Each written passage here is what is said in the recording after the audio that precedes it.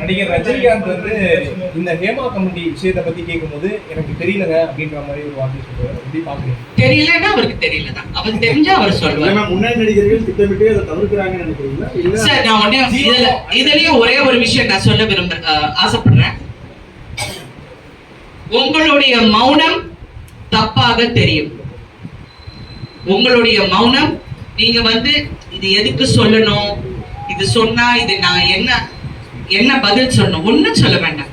நான் இந்த பெண்களுக்கு பாதுகாப்பு கொடுக்கறதுக்காக எல்லாருடைய உட்கார்ந்து நான் சரியாக செயல்படுவேன். ஒரு வார்த்தை சொன்னா அந்த பாதிக்கப்பட்ட பெண்களுக்கு ஒரு சகோதரியா இருக்கலாங்க, தெரியாத மூஞ்சியா இருக்கலாம், but she is a woman. உங்க ஃப்ரெட்டர்னிட்டியில இருக்கிற பெண். அவங்க பெரிய நடிகைகளை யார் யார் பாதிக்கப்பட்டிருக்காங்கன்னா ஒவ்வொரு கதாநாயகனுக்கு தெரியும், ஒவ்வொரு ஆர்டிஸ்டுக்கும் தெரியும், ஒவ்வொரு டைரக்டருக்கு தெரியும்.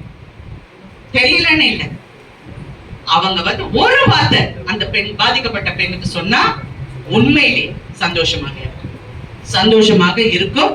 நான் இது என் கணவரிடம் சொன்னேன்.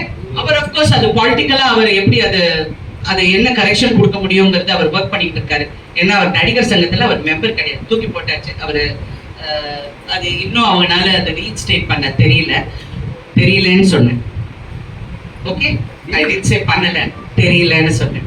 ஸோ பேசிக்கலி இந்த மாதிரி எல்லாரும் குரல் கொடுத்தா நீங்க பப்ளிக்ல கொடுக்க வேண்டாம். உங்களுக்கு பப்ளிக்ல பேச பிடிக்கல, ஏன்னா இந்த மாதிரி மீடியால பேசினா I think lot of people கொஞ்சம் அன்கம்ஃபர்டபுளா இருக்காங்க. என்ன உடனே மிஸ்கன்ஸ்ட்ரூட் பண்றாங்க. நீங்க என்ன ஹெட்லைன் போடுவீங்க? நானும் இதெல்லாம் பாக்குறதே இல்ல. பார்த்தா ராதிகா பேட்டர் விட்டீங்க, ராதிகா விஷாலுக்கு சவால் விட்டார், செருப்பால அடிக்க. இது என்ன? இது ஹுக்கு ஒண்ணு போட்டு, நாங்க போடாத ஹுக்கா டான்ஸா? என்ன ஹுக்கு? நான் கேக்குறது crux of the matter. இன்னைக்கு என்ன, you all have sisters. உங்க எல்லாருக்கும் அம்மா இருக்காங்க, தங்கச்சி இருக்காங்க, மனைவி இருக்காங்க. Please understand. என்னுடைய பர்சனல் லைஃபோ இல்ல இன்னொரு நடிகையோட பர்சனல் லைஃப் அவ கிடக்குறா, அவ நிர்வாணமா நினைச்சா அவ யாருன்னு எங்கல. What is this rubbish? இது why don't you stand up? நீங்க நில்லுங்க. நீங்க as a fourth estate you all should stand up for us. தப்புங்க, ஒரு பெண்ணை பத்தி இப்படி பேசுறது தப்பு. ஏன்னா நியூஸ் இஸ் டிஃபரெண்ட்.